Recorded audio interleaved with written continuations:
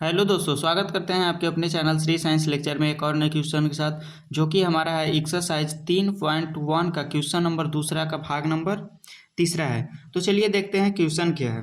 देखिए क्वेश्चन कर रहा है अनुपातों A1/A2, B1/B2 और C1/C2 की तुलना कर ज्ञात कीजिए कि निम्न समीकरण युग्म द्वारा निरूपित रेखाएं एक बिंदु पर प्रतिच्छेदी करती है, समांतर है अथवा संपाती है। तो चलिए इसको सॉल्व करते हैं। बताना है कि निम्न निरूपित रेखाएं एक बिंदु पर प्रतिच्छेद करती है, समांतर है अथवा संपाती है। तो चलिए इसको सॉल्व करते हैं। यहाँ पे लिखेंगे हल, लिखेंगे दिया गया समीकरण युग्म है। युग्म का मतलब होता है जो कि जोड़ा में होता है। कोई भी दो चीज रहता है उसको जोड़ा में बोलते हैं। तो बोलेंगे दिया गया समीकरण युग्म है। चलिए यहाँ पे समीकरण को लिख लेते हैं। 6x माइनस 3y प्लस 10 बराबर 0। ये देखिए हो जाएगा समीकरण एक।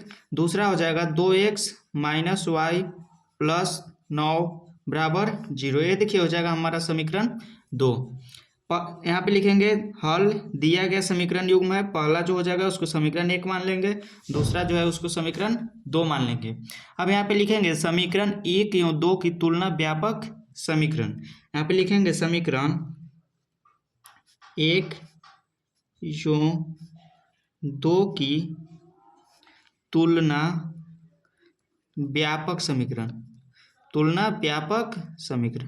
यहाँ पे चलिए हम लिख लेते हैं व्यापक समीकरण। तो देखिए हमारा व्यापक समीकरण किस रूप में होता है। तो a1x plus b1y plus c1 बराबर 0 क्या होता है। a1x plus b1y plus c1 बराबर 0। और दूसरा होता है a2x plus b2y plus c2 बराबर 0। देखिए यहाँ से हम समझेंगे कि हमारा a1 क्या होगा। a1x, यहाँ पे देखिए समीकरण 1 से चलेंगे। a1x, x के जगह पर हमारा x है और a1 की जगह पर हमारा क्या है तो 6 है। तो a1 बराबर कितना हो जाएगा 6 हो जाएगा। b1y, y की जगह पर क्या है तो माइनस y की जगह पर y है और b1 की जगह पर क्या है तो माइनस के 3 है। तो b1 बराबर हमारा क्या हो जाएगा माइनस के 3 और c1 बराबर 10 हो जाएगा। अब चलिए चलते हैं a2 में। x की जगह पर x है, a2 की जगह पर 2 हो जाएगा और प्लस में b2y, y की जगह पर y है, b2 की जगह पर इसके आगे कुछ नहीं है तो माइनस 1 हो जाएगा, c2 बराबर 9 हो जाएगा।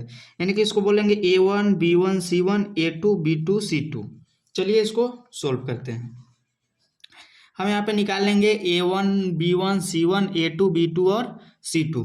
तो चलिए यहाँ पे लिखते हैं a1 बटा a2। क्या लिखेंगे a1 बटा a2। यहाँ पे निकाल भी देंगे और तुलना भी कर देंगे। b1 बटा b2 c1 बटा c2।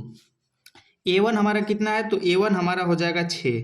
क्या हो जाएगा a1 6 हो जाएगा। यहाँ पे लिखेंगे 6 बटा लिखेंगे a2, ये वाला a2 है। दूसरा समीकरण से देखेंगे तो दूसरा समीकरण में a2 हमारा क्या हो जाएगा तो 2 हो जाएगा, 6 बटा 2 हो जाएगा। अब देखिए b1 क्या है तो b1 क्या हो जाएगा b1, तो समीकरण 1 से चलेंगे b1 हो जाएगा y की जगह पर y है और b1 की जगह पर -3 है, बराबर में -3 हो जाएगा।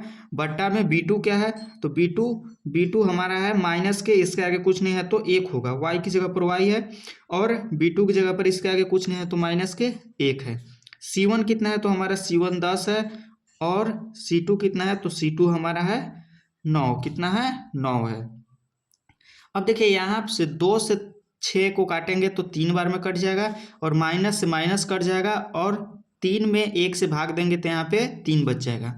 तो हमारा देखिए a1 बटा a2, a1 बटा a2, a1 बटा a2 कितना आया तो 3 आया। b1 बटा b2 कितना आया तो 3 आया। तो बराबर लिख लेंगे b1 बटा b2, b1 बटा b2, क्योंकि a1 बटा a2 का वैल्यू और b1 बटा b2 का वैल्यू बराबर आया है तो हम लिख सकते हैं a1 बटा a2 इक्वल टू b1 बटा b2। अब देखिए यहाँ पे हमारा क्या है c1 बटा c2, c1 बटा c2 का वैल्यू कितना है तो c1 बटा c2 का वैल्यू है 10 बटा 9। तो इसके बराबर ये नहीं है क्योंकि इसका वैल्यू है 3 और इसका वैल्यू है 10 बटा 9। तो यहाँ पे लिखेंगे नोट इक्वल टू, क्या लिखेंगे नोट इक्वल टू c1 बटा c2, c1 बटा c2।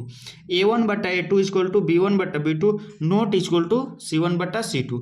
जब a1 बटा a2 इक्वल टू b1 बटा b2 note equal to c1 बटा c2 रहता है तो इस कंडीशन में होता है समांतर रेखाएं, क्या होता है? समांतर रेखाएं। यही देखिए हमारा आंसर हो जाएगा कि इस कंडीशन में होता है समांतर रेखाएं। A1/A2 equal to B1/B2 not equal to C1/C2 समांतर रेखाएं होता है। और बीजगणितीय हल कीजिएगा तो कोई हल नहीं होता है। तो चलिए इसे आप नोट कर लीजिए। यही देखिए हमारा आंसर हो गया। मिलते हैं अगले वीडियो में अगले क्वेश्चन के साथ। धन्यवाद।